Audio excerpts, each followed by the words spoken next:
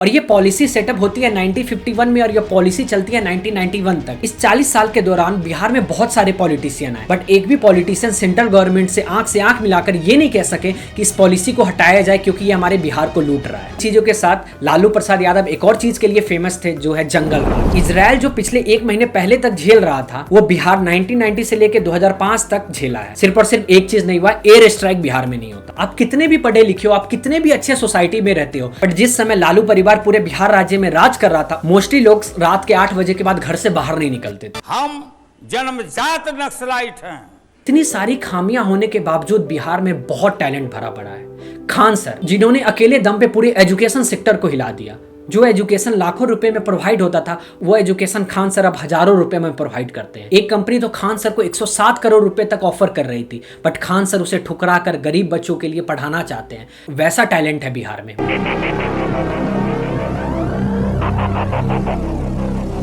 Lalu Prasad Yadav was a mesmerizing politician at one time.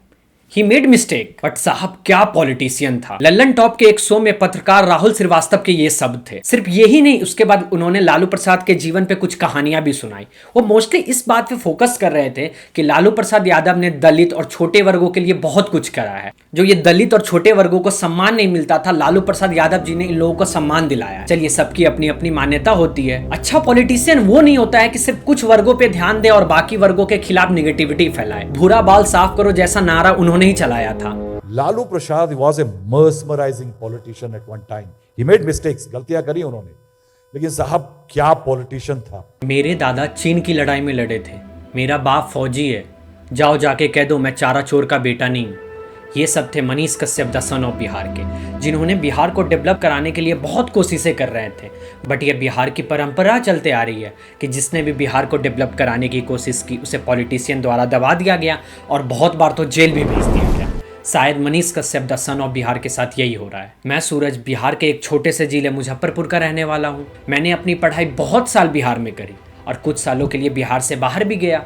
जब मैं बिहार से बाहर गया तो मैंने एक शब्द सुना, बिहारी, जो लोग एक तरह से गालिया की तरह यूज करते हैं। और अगर आप बिहार से हो तो आपको बुरा लगेगा ही, जबकि बिहार का इतिहास बहुत गौरवशाली रहा है। गुरु गोविंद सिंह, चाणक्य, आर्यभट्ट, चंद्रगुप्त मौर्य, सम्राट अशोक, गौतम बुद्ध, सीता मैया, कौटिल्य, मौर्य एम्पायर, एंशिएंट भारत की सबसे बड़ी और प्रॉस्पेरस एम्पायर बनी, जिसने ओरिजिनल अखंड भारत बनाया था। नालंदा विश्वविद्यालय, विश्व का सबसे बड़ा एजुकेशनल सेंटर। इन सारे चीजों को अगर कोई एक कड़ी जोड़ता है तो वो है बिहार राज्य। फिर भी बिहार की वर्तमान स्थिति इतनी खराब कैसे?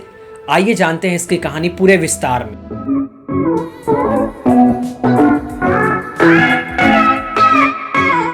आज हम लोग इस वीडियो में बिहार के बारे में जानेंगे और आने वाले समय में हम लोग बिहार को डेवलप करने की बहुत कोशिश भी करेंगे। इसके लिए मुझे आपका सपोर्ट भी चाहिए।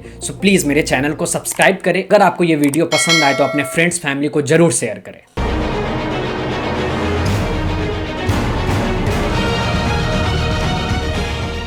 बिहार को लूटने का सिलसिला आजादी से पहले ही शुरू हो गया था। अंग्रेज अपना पॉकेट भरने के लिए पूरे इंडिया में एक टैक्स सिस्टम को इम्प्लीमेंट करते हैं। अंग्रेजों ने वेस्टर्न एंड ईस्टर्न इंडिया में टैक्स के कुछ रूल सेट किए थे। मद्रास एंड बॉम्बे प्रोविंस में अंग्रेजों ने एक रोयतवोरी सिस्टम को इम्प्लीमेंट किया, जिसके अनुसार वहां के लोगों को उतना ही टैक्स देना है जितना उनकी खेती हुई। बट बिहार के लोगों के लिए ऐसा बिल्कुल नहीं था। 1793 में अंग्रेजों ने परमानेंट सेटलमेंट एक्ट निकाला, जिसके अनुसार बिहार में जमींदारी सिस्टम को इम्प्लीमेंट किया गया। इस जमींदारी सिस्टम में यह रूल था कि जमींदार लोगों को छोटे छोटे किसानों से टैक्स कलेक्ट करना था और ईस्ट इंडिया कंपनी को देना था। ईस्ट इंडिया कंपनी जो अंग्रेजों द्वारा चलाई जा रही थी। और इस जमींदारी सिस्टम में यह भी रूल था कि छोटे छोटे किसानों की फसल हो या ना हो, उन्हें टैक्स देना ही है। बहुत बार ऐसे होता है कि कई बार बाढ़ आ जाती है, बारिशें, कीटाणु की वजह से फसल नहीं होती, बट फिर भी बिहार के किसानों को टैक्स देना ही था, जिस वजह से छोटे छोटे किसानों को जमींदार लोगों से ही उधारी पैसे लेने पड़ते थे और टैक्स भरना पड़ता था। इस वजह से जमींदार लोगों का पूरे ग्राउंड लेवल पे दबदबा बनता चला गया। एंड सपोज जमींदार लोग अगर छोटे छोटे किसानों से 100 रुपए टैक्स कलेक्ट करते थे तो उन्हें 90 रुपया ईस्ट इंडिया कंपनी को देना था और 10 रुपए जमींदार लोग खुद अपने पास रखते थे। इतना ज्यादा पैसों का गैप ईस्ट इंडिया कंपनी और जमींदार लोगों के बीच था। इस वजह से ईस्ट इंडिया कंपनी बहुत पैसे कमा रही थी। बहुत बार हम लोग अभी इंग्लैंड जाते हैं और हमें सुनने को मिलता है कि ये बिल्डिंग ईस्ट इंडिया कंपनी ने बनवाया है। ये बिल्डिंग 70-80 साल पुराना है। उस बिल्डिंग में किसी और की मेहनत नहीं, हमारे पूर्वजों की मेहनत है। सबसे अच्छी बात तो वो हुई कि भारत के रहने वाले संजीव मेहता, उन्होंने 2005 में ईस्ट इंडिया कंपनी को खरीद लिया। ईस्ट इंडिया कंपनी जिसने भारत को बहुत गंदे तरीके से लूटा, उसे कोई इंडियन खरीद लेता है तो ये भारत के लोगों के लिए गर्व की बात तो है ही। सो भारत फिर 1947 में आजाद हुआ और फाइनली भारत को अंग्रेजों से छुटकारा मिला। सो फिर जमींदारी सिस्टम तो हट गई, बट अगर आप ग्राउंड लेवल पे जाके बिहार में देखते तो जमींदार लोगों का दबदबा आजादी के बाद भी चलता आ रहा है। सो फिर 1951 में सेंट्रल गवर्नमेंट बहुत सारी पॉलिसी ला रही थी जिस वजह से इंडिया डेवलप कर सके, इंडिया की इकोनॉमिक कंडीशन अच्छी हो सके। उसी समय सेंट्रल गवर्नमेंट एक ऐसी पॉलिसी लाती है जिसने बिहार को लूटा ही नहीं, बिहार को खोखला कर। इस पॉलिसी का नाम है फ्रेट इक्वलाइजेशन पॉलिसी। इस पॉलिसी के अनुसार ये रूल था कि किसी भी इंडस्ट्री, चाहे वो इंडस्ट्री यूपी में हो, महाराष्ट्र में हो, गुजरात में हो, उसको रॉ मटेरियल सेम प्राइस में मिलेगा और ये जो रॉ मटेरियल एक जगह से दूसरे जगह ले जाने का खर्च सेंट्रल गवर्नमेंट देगी। ये जो ट्रांसपोर्टेशन खर्च होगा वो सेंट्रल गवर्नमेंट देगी। सो उस समय कोयला बिहार में हुआ करता था और कोयला एक बहुत इंपॉर्टेंट रॉ मटेरियल है बहुत सारे इंडस्ट्री के लिए। सो जिस वजह से बहुत सारी इंडस्ट्री बिहार आती और सेटअप होती क्योंकि उनका ट्रांसपोर्टेशन खर्च बचता। बट मोस्टली इंडस्ट्री जाके सेटअप होती है गुजरात, महाराष्ट्र और विशाखापट्टनम जैसे जगह पे, क्योंकि वहां पे समुद्र तट है, वो आराम से इंटरनेशनल जा सकते हैं। और ये जो रॉ मटेरियल का ट्रांसपोर्टेशन खर्च बिहार से विशाखापट्टनम, बिहार से गुजरात, इसका खर्च तो सेंट्रल गवर्नमेंट दे ही रही थी इस पॉलिसी के अनुसार, जिस वजह से बिहार का मिनरल रिसोर्स यूज तो हो रहा था बट ये मिनरल रिसोर्स दूसरे स्टेट को डेवलप कर रहा। अगर इसको एक तरह से एग्जांपल से देखें, कोयला जो धनबाद में हुआ करता था, धनबाद उस समय बिहार में था, अब हट गया है, झारखंड में चला गया है। सो सपोज भारत कोल नाम की एक इंडस्ट्री है जो बिहार के कैपिटल पटना में सेटअप होना चाहती है ताकि धनबाद से पटना का ट्रांसपोर्टेशन खर्च कम लगे, बट वो सेटअप होती है मुंबई में ताकि वो कंपनी आराम से इंटरनेशनल जा सके क्योंकि मुंबई के पास पोर्ट है और अब धनबाद से मुंबई तक का रॉ मटेरियल का खर्च सरकार दे ही रही थी। सो इस तरीके से बिहार को लूटा जा रहा था और बिहार का मिनरल रिसोर्स दूसरे स्टेट को डेवलप करने में यूज हुआ, जिस वजह से बिहार में एक भी इंडस्ट्री आती नहीं है और बिहार में जॉब अपॉर्चुनिटी खुलती नहीं है, जिस वजह से बिहार के लोग को बाहर जाना पड़ता है काम करने के लिए। और ये पॉलिसी सेटअप होती है 1951 में और ये पॉलिसी चलती है 1991 तक। इस 40 साल के दौरान बिहार में बहुत सारे पॉलिटिशियन आए बट एक भी पॉलिटिशियन सेंट्रल गवर्नमेंट से आंख मिलाकर ये नहीं कह सके कि इस पॉलिसी को हटाया जाए क्योंकि ये हमारे बिहार को लूट रहा है। और ये बात सिर्फ मैं नहीं कह रहा हूं, यहाँ तक कि हमारे former president finance minister Pranab Mukherjee ने भी कहा है। सो फिर 1990 में सेंट्रल गवर्नमेंट एक और पॉलिसी लाती है जिसका नाम है LPG, लिबरलाइजेशन, प्राइवेटाइजेशन, ग्लोबलाइजेशन। इस पॉलिसी के अनुसार ये था कि अब दूसरे देश की इंडस्ट्री भारत आ सकती है और सेटअप हो सकती है ताकि इंडिया की इकोनॉमी अच्छी हो सके, इंडिया एक डेवलप कंट्री बन सके और एक्सपोर्ट इंपोर्ट अब इंटरनेशनली हो सके। क्योंकि जवाहरलाल नेहरू जब भारत के प्राइम मिनिस्टर बने, दूसरे देश के इंडस्ट्री को भारत में सेटअप होने से मना करा क्योंकि उन्होंने अंग्रेजों को देखा था कि कैसे उन्होंने पूरे भारत पर कब्जा कर लिया था। इस वजह से 1947 से 1990 तक कोई भी दूसरे देश की इंडस्ट्री भारत में सेटअप नहीं हुई। सो अब आप सोचेंगे बिहार जो इतने सालों में बैकफुट पे गया था, इतना बैकवर्ड स्टेट बन गया था, सो बाहर की इंडस्ट्री बिहार आई होगी, सेटअप हुई होगी और बिहार एक डेवलप स्टेट बना होगा, बट ऐसा बिल्कुल नहीं हुआ। बिहार उस समय एक अलग चीज में बिजी था, that is caste based politics. 1990 में बिहार के चीफ मिनिस्टर बनते हैं लालू प्रसाद यादव, जो चीफ मिनिस्टर बनने से पहले तो बहुत इक्वालिटी की बात करते थे, चीफ मिनिस्टर बनने के बाद तो इक्वालिटी ऐसे भूल गए जैसे ऐश्वर्या राय सलमान खान को भूल गई। और उन्होंने एक नारा भी चलाया था कि भूरा बाल साफ करो। ये मोस्टली भूमियार, ब्राह्मण, राजपूत, लाला के अगेंस्ट था, वो इन्हें खत्म करना चाहते। और ये सिर्फ कहने की बात है कि दलित और छोटे वर्ग को वो सपोर्ट करते थे क्योंकि दलित वर्गों ने कंप्लेन भी किया है लालू के अगेंस्ट कि इन्होंने कभी भी इन वर्गों को हेल्प नहीं किया, सिर्फ और सिर्फ वो यादव और मुस्लिम कम्युनिटी को सपोर्ट करते थे। फिर आप सोचेंगे कि यादव तो ठीक, बट मुस्लिम कम्युनिटी को क्यों सपोर्ट कर? लालू प्रसाद यादव का राइट हैंड शहाबुद्दीन, जो आरजेडी का MP सिवान जिले से था, जिसने लालू प्रसाद यादव को बहुत बार सरकार बनाने में मदद करी। यहाँ तक कि बहुत बार ऐसा हुआ कि लालू प्रसाद यादव की सरकार गिरने वाली है तो शहाबुद्दीन ने बहुत बार MLA इकट्ठे करके उनकी सरकार बनवा दी। शहाबुद्दीन आरजेडी का MP, जिसपे बहुत सारे मर्डर केस, किडनैपिंग केस और यहाँ तक कि सबसे फेमस तेजाब कांड। दोनों छोटे बेटे गिरीश और सतीश अपनी अपनी दुकानों पर बैठे थे, तभी शहाबुद्दीन के लोग रंगदारी के लिए पहुंचे और मारपीट करने के बाद दोनों को उठाकर ले गए। परिवार के मुताबिक शहाबुद्दीन ने गिरीश और सतीश को तेजाब से नहलाया, उसके बाद उनके शरीर को टुकड़े टुकड़े कर उस पर नमक रगड़ दिया। इतने कांडों की वजह से आम आदमी तो छोड़िए, यहाँ तक कि बड़े बड़े पॉलिटिशियन भी इससे डरते थे। 2003 में DGP DJ ओझा ने कोर्ट में एक फाइल सबमिट किया जिससे पता चलता है कि शहाबुद्दीन का कनेक्शन ISI और दाऊद इब्राहिम जैसे लोगों से था। आप सोच सकते हैं एक पार्टी का MP का कनेक्शन उन लोगों से है जो इंडिया के अगेंस्ट है, तो ऐसे लोग बिहार में डेवलपमेंट क्या ही लाएंगे। इन चीजों के साथ लालू प्रसाद यादव एक और चीज के लिए फेमस थे जो है जंगल राज। इजराइल जो पिछले 1 महीने पहले तक झेल रहा था वो बिहार 1990 से लेकर 2005 तक झेला है। सिर्फ और सिर्फ एक चीज नहीं हुआ, एयर स्ट्राइक बिहार में नहीं होता। आप कितने भी पढ़े लिखे हो, आप कितने भी अच्छे सोसाइटी में रहते हो, बट जिस समय लालू परिवार पूरे बिहार राज्य में राज कर रहा था, मोस्टली लोग रात के 8 बजे के बाद घर से बाहर नहीं निकलते थे। हम जन्मजात नक्सलाइट हैं।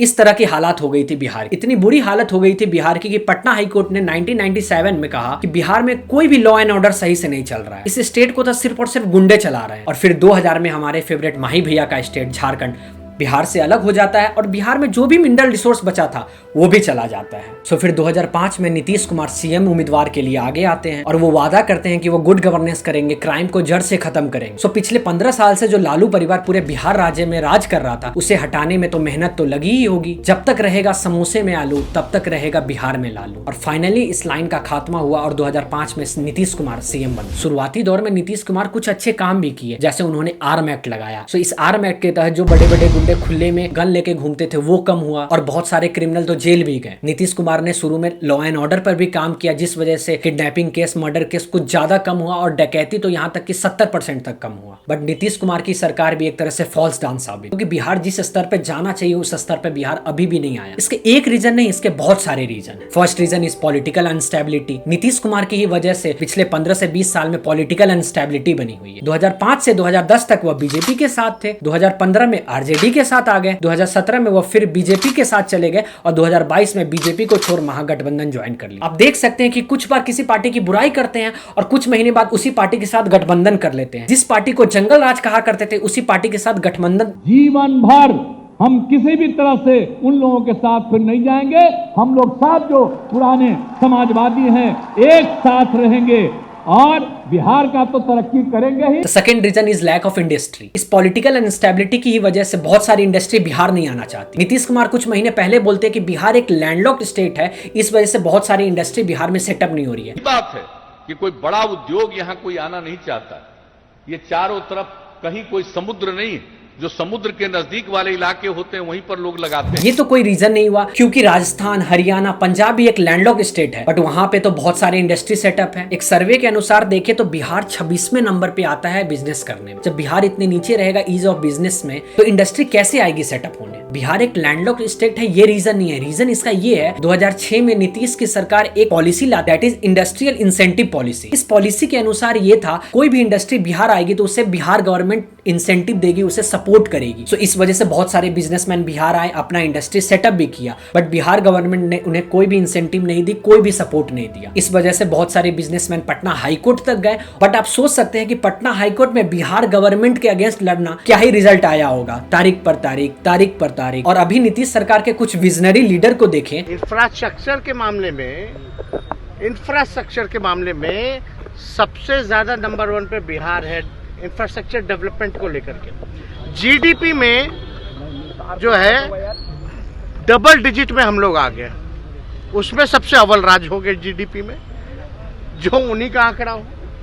तो जब जीडीपी में सबसे ज्यादा, पूरे देश में सबसे ज्यादा बिहार सबसे आगे है, तो इन लोगों को क्या समझ में आता है। मुझे लगता है कि जीडीपी का फुल फॉर्म चेंज हो गया है। जी फॉर गुंडागर्दी, डी फॉर दादागिरी, पी फॉर फिरौती। शायद ये जीडीपी का फुल फॉर्म बन गया है। इसी पे मुझे एक कहानी याद आता है कि 4-5 लड़के ना रोड के साइड में खड़े होके बातें कर रहे थे, तो बगल से एक कार जाता है जिसके नंबर प्लेट पे KA लिखा था। तो एक लड़का कहता है कि यार ये कर्नाटका की गाड़ी है, और बाकी बचे लड़के कहते हैं कि नहीं यार ये कानपुर की गाड़ी है। और वो 5 लड़के उस एक लड़के पे हावी पड़ जाते। सो फिर बाद में पता चलता है कि वो जो 5 लड़के थे वो ऐसे लीडर के रैलियों में जाते हैं, इनकी बात सुनते हैं। अगर बिहार को यूपी से कंपेयर करें तो पिछले 15 साल पहले यूपी में भी गुंडा राज था, बिहार में भी गुंडा राज था। बट अगर वर्तमान स्थिति देखें तो यूपी कुछ ज्यादा डेवलप कर चुका। ऐसा क्यों? सिर्फ और सिर्फ एक अच्छा नेता, श्री योगी आदित्यनाथ जी। श्री योगी आदित्यनाथ जी सीएम बनने के बाद सबसे पहले लॉ एंड ऑर्डर पे काम किए। विकास दुबे, अतीक अहमद जैसे बड़े बड़े गुंडे का खात्मा हुआ। उसके बाद उन्होंने इंफ्रास्ट्रक्चर पे ध्यान दिया, जिस वजह से बहुत सारी इंडस्ट्री यूपी आ रही है और सेटअप हो रही है। टूरिज्म सेक्टर बढ़ रहा है। वही अगर स्पोर्ट्स सेक्टर की बात करें तो कानपुर में भी एक इंटरनेशनल क्रिकेट स्टेडियम है और लखनऊ में भी एक क्रिकेट इंटरनेशनल स्टेडियम है।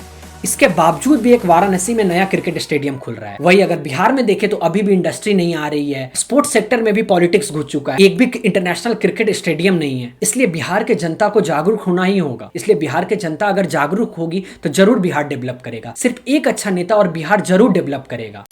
किसी भी समाज का सबसे महत्वपूर्ण चीज होता है उस समाज की शिक्षा, उस समाज का एजुकेशन किस लेवल पे है। जिस समाज में ज्यादा एजुकेशन होगा वो समाज उतना जल्दी डेवलप करेगा। वही अगर बिहार का एजुकेशन सेक्टर की बात करें तो उसमें भी पॉलिटिक्स घुस चुकी है। हमें बहुत बार ऐसे वीडियोस देखने को मिल जाते हैं जिसमें बिहार बोर्ड के टीचरों को सही ढंग से पढ़ाने नहीं आता है, और कितनी बार ऐसी फोटोज दिखने को मिल जाती है जिसमें लोग 3 मंजिल पे चढ़ के लोगों को चीटिंग करा रहे हैं, ग्रुप में एग्जाम लिया जा रहा है।